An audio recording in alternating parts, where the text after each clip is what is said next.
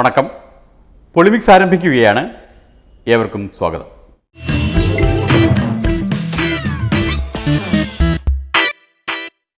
കുറച്ചു ദിവസമായി നമ്മുടെ കൃഷിമന്ത്രി VS സുനിൽകുമാറിനെ കാണാനില്ല. CPIക്കാർ മാവോയിസ്റ്റുകളുടെ രക്ഷാധികാരികളായി മാറിയതിന് ശേഷമാണ് ഈ തിരോധാനം. ഏത് കാട്ടിൽ പോയി തമ്പടിച്ച് കിടക്കുകയാണോ എന്തോ.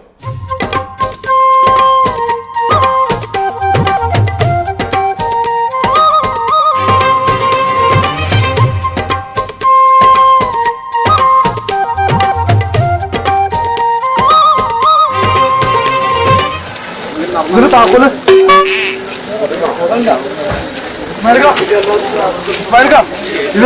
വരിക.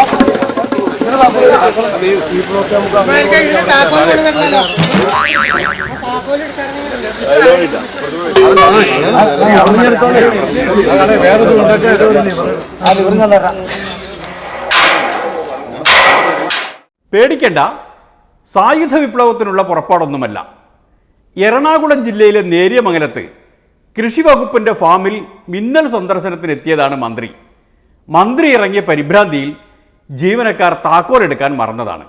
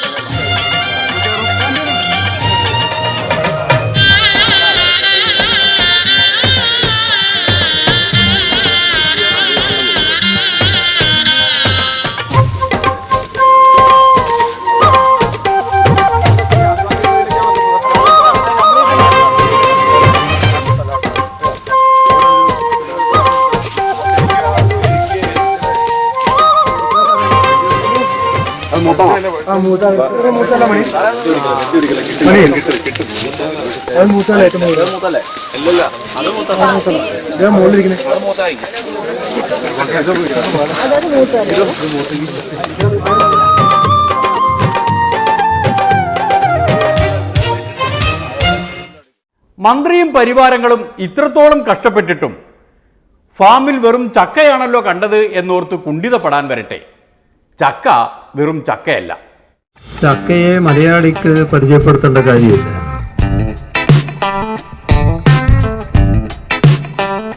തേങ്ങയെക്കാളും വളരെ വലുതാണ് ചക്ക. തേങ്ങയെക്കാളും വളരെ വലുതാണ് ചക്ക. കഴിക്കാനും ധാരാളം കാര്യങ്ങളുണ്ടാവും. ഞങ്ങളുടെ കൂട്ടത്തിൽ തന്നെയുള്ളയാള് എവിടെ ചക്ക കണ്ടാലും വാങ്ങിക്കൊണ്ടുവന്ന്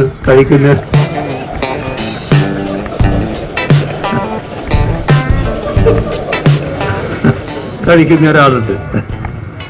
അങ്ങനെ ചിലരുണ്ട് ചക്കയോട് വളരെ താല്പര്യം പ്രകടിപ്പിക്കുന്നത്. അല്ലെങ്കിലും ഇനിയിപ്പോൾ എല്ലാവരും ഇതൊക്കെ ശീലമാക്കുന്നതാണ് നല്ലത്. കയ്യിൽ കാശില്ല, റേഷൻ കടയിൽ അരിയുമില്ല. ഏതായാലും നരേന്ദ്രമോദിയുടെ അച്ഛാ ദിൻ ഗംഭീരമാണ്. ഇത്രയും നല്ലൊരു പ്രധാനമന്ത്രിയെ ഇതേവരെ ഭാരതം കണ്ടിട്ടില്ല. भ्रष्टाचार बेईमानी बंद करने के लिए मेरे दिमाग में और भी कई प्रोजेक्ट चल रहे हैं. ചുമ പൊള്ളയായും തട്ടിപ്പ് മുദ്രാവാക്യം ഉയർത്തുന്ന ആളാണ് മിസ്റ്റർ മോഡി എന്ന് പറഞ്ഞാൽ ആർക്കും നിഷേധിക്കാൻ പറ്റുകയില്ല. ശൗചാലയം സ്ഥാപിക്കുന്ന ആ മാന്യൻ പറയണം, ഇവിടെ ഭൂമിയില്ല, വീടില്ല, വീടും ഭൂമിയില്ലാത്ത ശൗചാലയം എവിടെ സ്ഥാപിക്കും? തലേ കിട്ടുവോ കക്കൂസ്? ഇല്ലേ പറയണല്ലോ ഇവര്.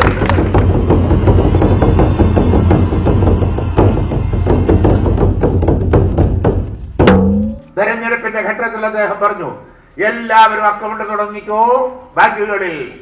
ഞാൻ അധികാരത്തിൽ വന്നാൽ 6 മാസത്തിനകം ഇതേ ഇവിടെ ദശലക്ഷക്കണക്കിന് കോടി രൂപ വിദേശ സ്വിസ് ബാങ്കിലുണ്ട്, സ്വിസ് ബാങ്കുകളിലുണ്ട്, കള്ളപ്പണം അതെല്ലാം കൊണ്ടുവന്ന് പ്രിയുള്ളൂര് നിങ്ങൾ ഓരോരുത്തരുടെയും പേരിൽ 15 ലക്ഷം വീതം നിക്ഷേപിക്കും എന്ന പൊള്ളയായ മുദ്രാവാക്യം ഉയർത്തി മാന്യൻ. ഇല്ലേ? എന്ത് ചെയ്തു അദ്ദേഹം? 2.5 വർഷമായി പൂർണ്ണ ചെയ്തോ?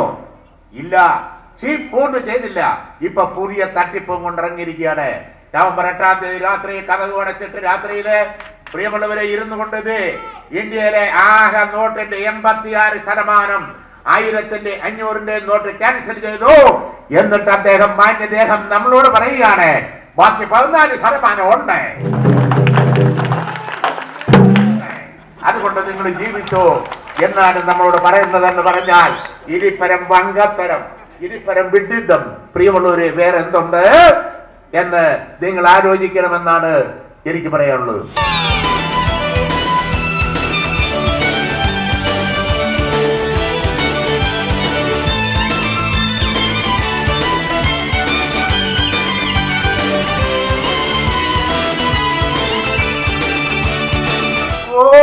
പുതിയ കൊലത്തലം കൊണ്ട് വരിക ഇല്ലേ? തമാശ പറയില്ല. ഇന്ത്യയുടെ നമ്മുടെ ആദരണീയനായ പ്രധാനമന്ത്രിയെ വിമർശിക്കാതിരിക്കാൻ യാതൊരു വഴിയില്ല. പറ, ഞാനൊരു സംസ്ഥാന മന്ത്രിയാണേലും എങ്ങനെ പറയാതിരിക്കും?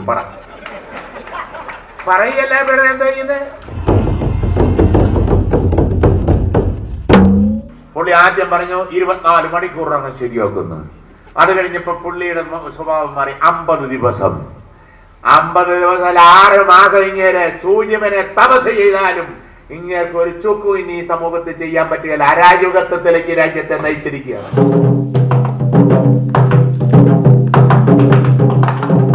പിള്ളേരുടെ കല്യാണത്തിന്റെ കാര്യം പോലും അയാൾ ഡൽഹിയിൽ ഇരുന്ന് പുള്ളി തീരുമാനിക്കുകയല്ലേ എല്ലാം. 62.5 പവൻ 62.5 പവനെ പാടുള്ളൂ.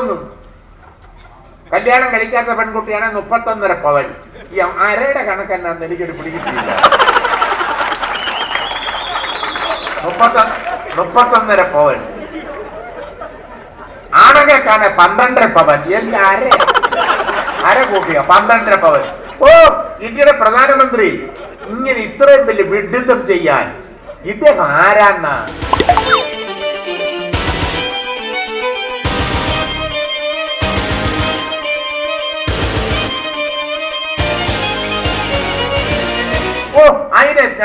അതിനെ ചാമ്പാൻ വേണ്ടി ഒരു കുമ്മനൻ രാജശേഖരൻ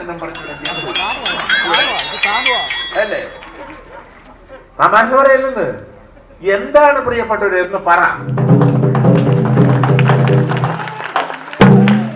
മണിയാശാന്റെ വായ്പാട്ടിനൊപ്പം കൊട്ടിക്കയറാൻ മോദിയാശാന് കഴിയുമെന്ന് തെളിഞ്ഞതിനാൽ ഈ ജുഗൽബന്ദി ഇവിടെ നിർത്തുകയാണ്. എന്നിട്ടൊരു ഇടവേളയാണ്. അത് കഴിഞ്ഞു വന്നാൽ പല പല കലാപരിപാടികളുണ്ട്. യഥാർത്ഥത്തിൽ ചക്കയും മാങ്ങയും തിന്ന് കാലം കഴിക്കേണ്ട അവസ്ഥയിലേക്ക് നീങ്ങുന്നത് KSRTCയിലെ തൊഴിലാളികളാണ്. അവിടെ ശമ്പളവും പെൻഷനും മുടങ്ങി.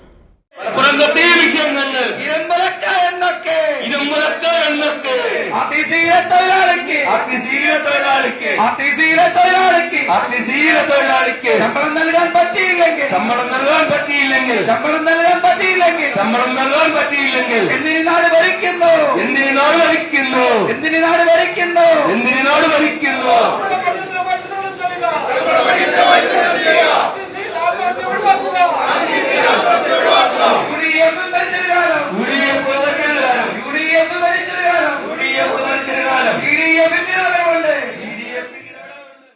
RTCയിൽ ശമ്പളം കൊടുക്കാൻ കഴിയില്ലെങ്കിൽ എന്തിന് കേരളം ഭരിക്കുന്നു എന്ന് CPI യൂണിയൻ പോലും ചോദിച്ചു തുടങ്ങി. KSRTC ഒരു ബാധ്യതയാണെന്നുള്ള മട്ടിലാണ് ധനകാര്യമന്ത്രിയുടെ പ്രസ്താവന കണ്ടത്. ഏതായാലും ഗവൺമെൻറ് അടിയന്തരമായി ശമ്പളവും പെൻഷനും കൊടുക്കാനുള്ള നടപടി സ്വീകരിക്കണം. ഈ കാര്യത്തിൽ മുഖ്യമന്ത്രി ഇടപെടണം. ഇന്നുണ്ടായിരിക്കുന്ന ഈ അനിശ്ചിതാവസ്ഥ അവസാനിപ്പിച്ചുകൊണ്ട് KSRTC ജീവനക്കാർക്ക് ശമ്പളവും പെൻഷനും നൽകാനുള്ള അടിയന്തര നടപടി സ്വീകരിക്കണമെന്ന് ഞാൻ ഗവൺമെൻറ്റിനോട് അഭ്യർത്ഥിക്കുകയാണ്. എങ്ങനെ ഇടപെടണം എന്നത് അറിയാഞ്ഞിട്ടാണ് പിണറായി സഖാവ് ഇടപെടാത്തത് എങ്കിൽ അതും ജീവനക്കാർ പറഞ്ഞു തരും. കഴിഞ്ഞ UDF ഗവൺമെൻറ്റുള്ള സമയത്ത് കൃത്യമായി ശമ്പളം മുടങ്ങിക്കഴിഞ്ഞാൽ വക മാറ്റി അന്നത്തെ മുഖ്യമന്ത്രി നേരിട്ടിടപെട്ട് എല്ലാ കാര്യങ്ങളിലും ഇടപെട്ടുകൊണ്ട് ഞങ്ങൾക്ക് കൃത്യമായി ശമ്പളം തന്നിരുന്നു. കണ്ണൂർ വിമാനത്താവളത്തിൻ്റെ പൈസ ഉൾപ്പെടെ മാറ്റിക്കൊണ്ട് ഞങ്ങൾക്ക് 1 മാസം ശമ്പളം തന്ന അവസരം ഉണ്ടായിട്ടുണ്ട്. അതിനും തെറ്റു പറയാനാവില്ല. ഒരു വിമാനത്താവളം ഉണ്ടാക്കിയെടുക്കുന്നതിനേക്കാൾ മുൻഗണന ഉള്ള ബസ്സുകൾ റോഡിൽ ഓടുന്നതിനല്ലേ കൊടുക്കേണ്ടത്?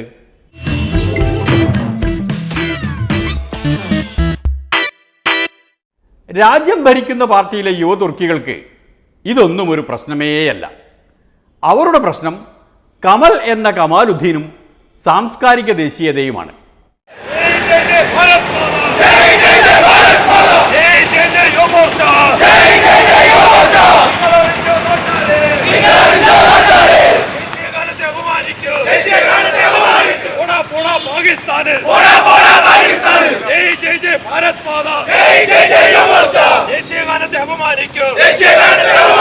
തീവ്രവാദികൾ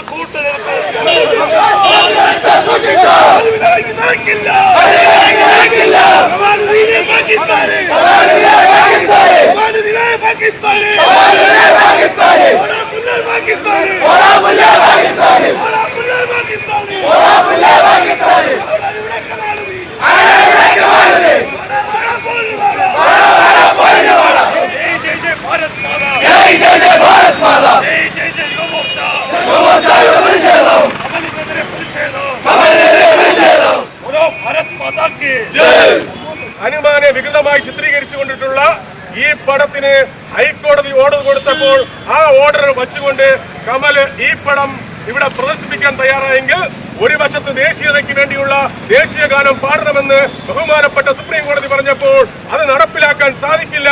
അതിന് പുല്ല് വില കൊടുക്കപ്പെട്ട ഈ കമൽ ഇന്ന് കേരളത്തിലെ ഹൈന്ദവരുടെ വികാരത്തെയും അവർ ആരാധിക്കപ്പെടുന്ന ആ ബിംബങ്ങളെയും അവഹേളിക്കപ്പെടുമ്പോൾ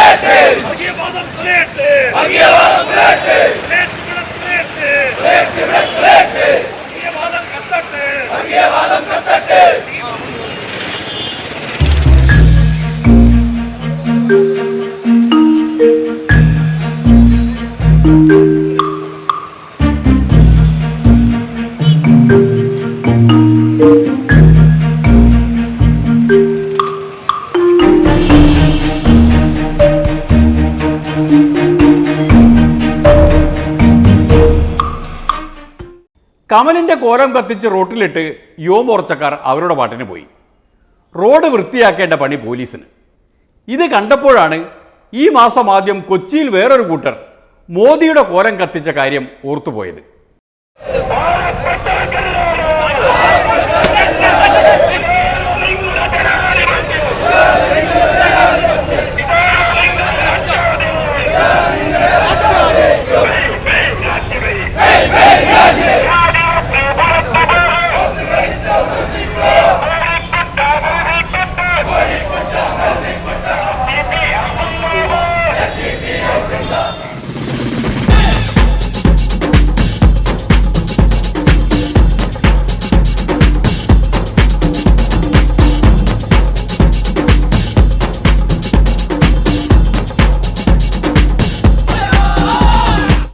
കാര്യം എന്തൊക്കെ പറഞ്ഞാലും കോലം കത്തിക്കുന്നവർക്ക് SDPI ഒരു മാതൃകയാണ്. ഇനി ഇപ്പറഞ്ഞതിൻ്റെ പേരിൽ പൊളിമിക്സിനെ SDPI ആക്കാനൊന്നും ആരും ചാടി പുറപ്പെടണ്ട. ചെകുത്താനും ഇബ്ലീസും തമ്മിൽ മത്സരിക്കുമ്പോൾ ആർക്കും പിന്തുണ കൊടുക്കേണ്ടതില്ല എന്നാണ് പൊളിമിക്സിൻ്റെ നിലപാട്. ആ നിലപാട് പ്രഖ്യാപിച്ചുകൊണ്ട് ഒരു ഇടവേളയിലേക്ക് കിടക്കുകയാണ്. അത് കഴിഞ്ഞു വന്നാൽ ഒരു വിശേഷമുണ്ട്. ഇന്ത്യൻ യൂണിയൻ മുസ്ലിം ലീഗ് എന്നറിയപ്പെടുന്ന കേരള സംസ്ഥാന മുസ്ലിം ലീഗിൻ്റെ തറവാട്ടിൽ ഒരു വിശേഷമുണ്ടായി. അവിടെ ഒരു പുതിയ നേതാവ് പിറന്നു.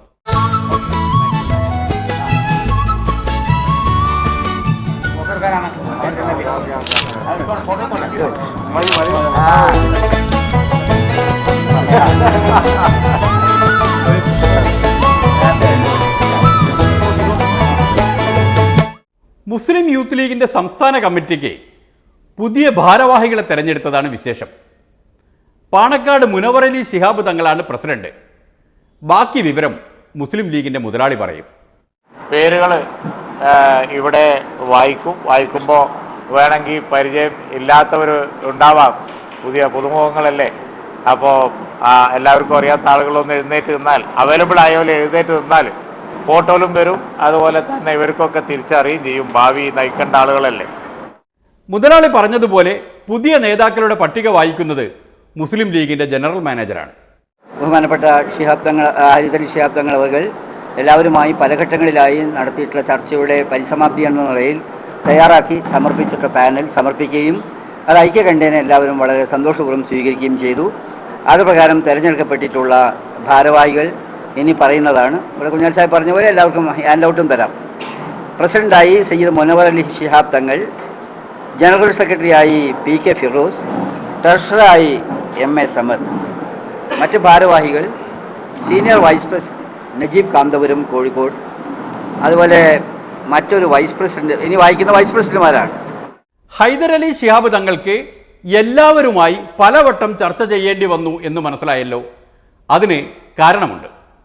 യൂത്ത് ലീഗിൻ്റെ സംസ്ഥാന പ്രസിഡന്റ് സ്ഥാനത്തേക്ക് 2 നേതാക്കൾ തുല്യശക്തിയിൽ ഉയർന്നു വന്നു.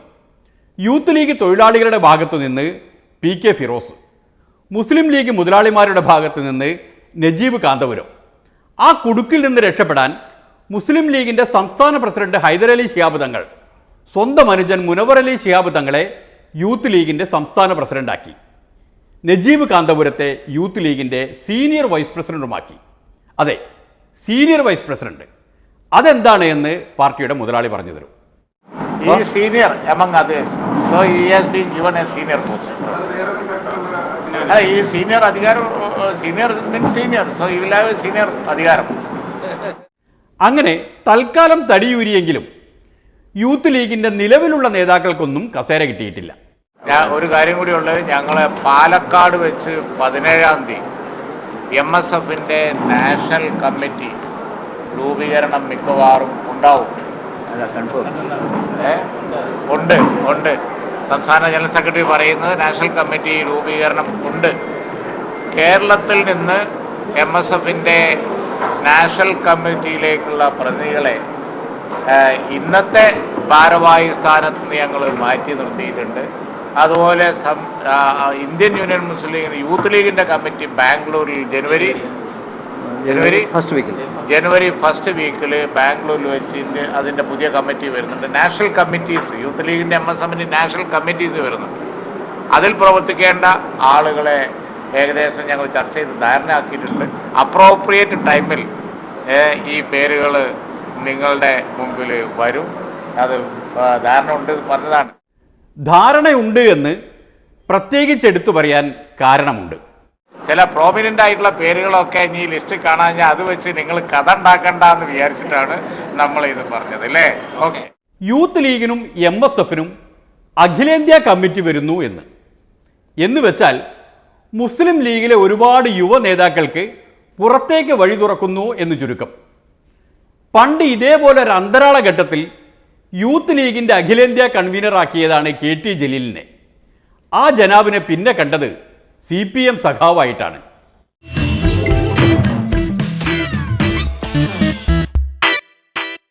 അങ്ങനെയിരിക്കെ മദ്യനയം പിന്നെയും നുരഞ്ഞുപൊന്തി.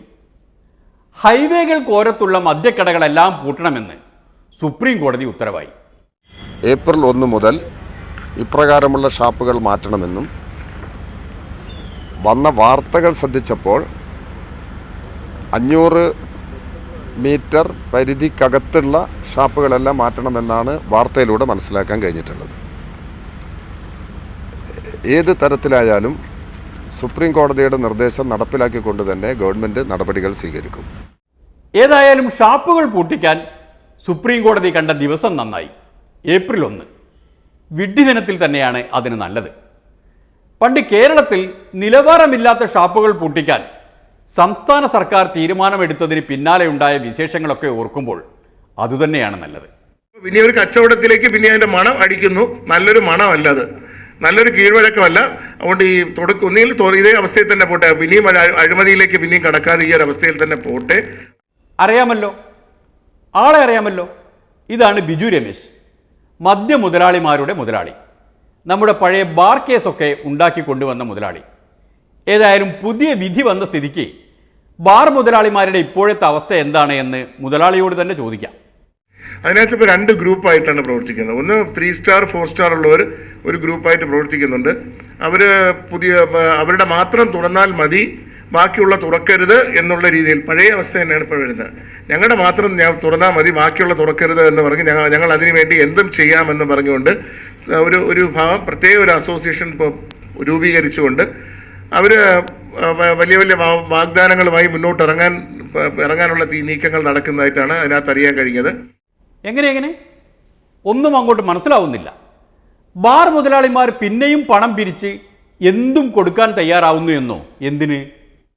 അവരത് ഒരു കച്ചവടത്തിലേക്ക് അത് നോക്കുന്നുണ്ട്. ഇത് ബാക്കി തുറക്കാതിരുന്നു കഴിഞ്ഞാൽ ഇവരുടെ കച്ചവടം ഒരു നിലവിലുണ്ടായിരുന്ന നേരത്തെ ഉണ്ടായിരുന്ന സാഹചര്യത്തിൽ ഒരു 50,000 ഒക്കെ വിറ്റുകൊണ്ടിരുന്ന ബാറുകൾ ഏകദേശം 5 ലക്ഷം രൂപ കച്ചവടത്തിലേക്ക് വന്നു ഒരു ദിവസം. അപ്പം 50,000 രൂപ സെയിലുണ്ടായിരുന്ന ബാർ 5 ലക്ഷം രൂപ കച്ചവടത്തിലേക്ക് മാറുമ്പോൾ അവരെ സംബന്ധിച്ച് ഒരു 8-10 ബാർ നടത്തുന്ന തുല്യത്തിലേക്ക് വരികയാണ്. അപ്പോൾ അതുകൊണ്ട് അവർ പൈസ അത് കൊടുക്കാൻ പലരും തയ്യാറായിട്ട് മുന്നോട്ട് വന്നിട്ടുണ്ട്. പൈസ എന്ത് വേണമെങ്കിലും ഞങ്ങൾ ചെയ്യാൻ തയ്യാറ് എന്നുള്ള നിലപാടിലാണ് ഈ അസോസിയേഷൻ്റെ മീറ്റിങ്ങുകൾ മുന്നോട്ട് പോകുന്നത്. പണം കൊടുക്കാനോ? ആർക്ക് കൊടുക്കാൻ? അതിന് UDF അല്ലല്ലോ ഇപ്പോൾ ഭരിക്കുന്നത്, മാർക്സിസ്റ്റ് പാർട്ടി അല്ലേ ഭരിക്കുന്നത്. ഈ പാർട്ടി എന്ന് പറയുമ്പോൾ ഒരു വ്യക്തിയല്ലല്ലോ, പലരുമാണ് ചേരുന്നതാണ് പാർട്ടി. പലരും പൈസ കണ്ടാൽ സ്വാധീനിക്കപ്പെടുന്നവരും ഉണ്ടാവും, വഴങ്ങുന്നവരുണ്ടാവും. പാർട്ടിക്കകത്ത് തുറന്നു കൊടുക്കണം എന്നുള്ള നിലപാടിലേക്ക് പലരും വന്നു കഴിഞ്ഞാൽ അത് ഇന്ന രീതിയിൽ സമ്മർദ്ദം ചെലുത്താമെന്നുള്ള ഒരു ഗൂഢാലോചനയൊക്കെ ഇതിനകത്ത് നടക്കുന്നുണ്ട്. എന്ന് പറഞ്ഞാൽ പണ്ട് കെ ബാബുവിനെ എല്ലാം പർച്ചേസ് ചെയ്തതുപോലെ ബാറുകാർക്ക് പർച്ചേസ് ചെയ്യാൻ പറ്റുന്നവർ ഇപ്പോഴും ഭരണത്തിലുണ്ട് എന്നാണോ? ഈ പർച്ചേസ് ചെയ്തുകൊണ്ട് സമ്പത്തിന്റെ സ്വാധീനം ചെലുത്തിക്കൊണ്ട് ഈ രാഷ്ട്രീയത്തിനകത്ത് നിൽക്കുന്ന പാർട്ടിയുടെ നേതാക്കന്മാരെ സ്വാധീനിക്കാനുള്ള കഴിയും എന്നുള്ള രീതിയിലുള്ള സംഭാഷണം അതിനകത്ത് വന്നതുകൊണ്ടാണ് ഞാനിത് നേരത്തെ മുൻകൂട്ടി പറയുന്നത്. ആരും പാർട്ടി സഹാക്കന്മാരും ഇതിന്റെ പേരിൽ പോയി പൈസ മേടിച്ച് പ്രശ്നത്തിൽ പോകുന്നതിന് നേരത്തെ പറയുമ്പോൾ പിന്നെ പ്രശ്നമില്ലല്ലോ. അങ്ങനെ ആരെങ്കിലും വാങ്ങിയാൽ ബിജുവിന് പണിയാവും, പറഞ്ഞില്ലെന്ന് വേണ്ട. അങ്ങനെ പിന്നെ ഇതൊക്കെ വെളിപ്പെടുത്താനും തെളിവ് നിരത്താനും ഇറങ്ങേണ്ടി വരും. ഇപ്പം പറഞ്ഞ മാണിസാറിന്റെ കേസ് തന്നെ ഇങ്ങനെ ലാഗ് ചെയ്ത് വെക്കൊണ്ടിരിക്കുന്നു. ബാബുവിന്റെ കേസും പുരോഗമിച്ചവരുടെ എത്തുന്നില്ല. അപ്പോൾ ഇങ്ങനെ കേസൊക്കെ അവരും അവരെ മുകളിലൊരു വാള് വെച്ചേക്കും പോലെ കൊണ്ടുപോകുന്നതല്ലാതെ കേസ് സ്പീഡാകുന്നില്ല എന്നുള്ള കാര്യത്തിലൊക്കെ എല്ലാ കേസും ഈ വെള്ളാപ്പള്ളി നടേശൻ അടക്കമുള്ളവരുടെ കേസ് ഏറ്റവും ശക്തമായി പ്രതികരിച്ചത് ശ്രീ VS അച്യുതാനന്ദനാണ്. ഭരണത്തിൽ വന്നതിന് ശേഷം അദ്ദേഹം പിന്നെ ഇപ്പം അതിനെക്കുറിച്ച് കേസിനെ കുറിച്ച് അദ്ദേഹം പോലും മൗനം ദീക്ഷിക്കുകയാണ്. എന്താണെന്ന് മനസ്സിലാകുന്നില്ല. കേട്ടിടത്തോളം വെച്ച് നോക്കിയാൽ LDFും UDFും തമ്മിൽ വീര്യത്തിൽ വലിയ വ്യത്യാസമില്ല. ബാറിൻ്റെ പണപ്പെട്ടി തുറന്നാൽ ആരും മയങ്ങിപ്പോവും. ആ സ്ഥിതിക്ക് ഇനി ഇവിടെ നിൽക്കുന്നില്ല, പിന്മാറുകയാണ്. വീണ്ടും കാണും വരെ നന്ദി, നമസ്കാരം.